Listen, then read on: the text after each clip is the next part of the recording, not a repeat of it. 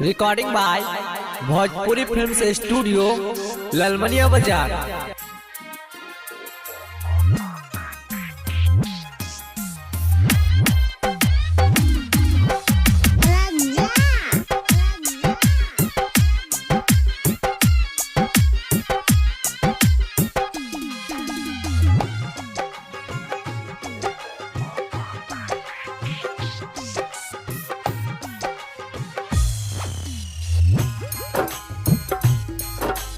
हम धरती के राजा तू रानी मिल गगन के। हम धरती के राजा तू रानी मिल गगन के। हम साथी जन्म जन्म के, हम साथी जन्म जन्म के, हम साथी जन्म जन्म के, हम साथी जन्म जन्म के।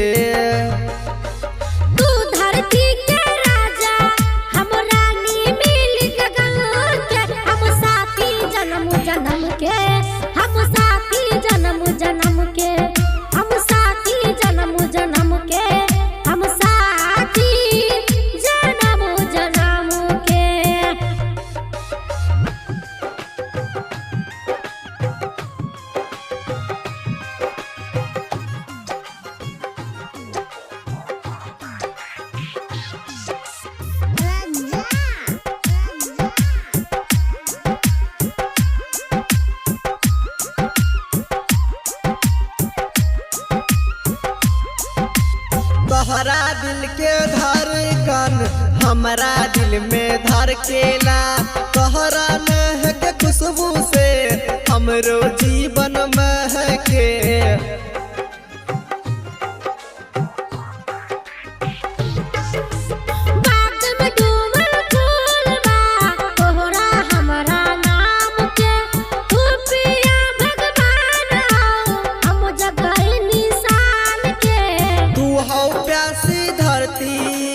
हम बरखा सावन के, तू हो प्यासी धरती हम बरखा सावन के। हम साथी जन्म जन्म के, हम साथी जन्म जन्म के, हम साथी जन्म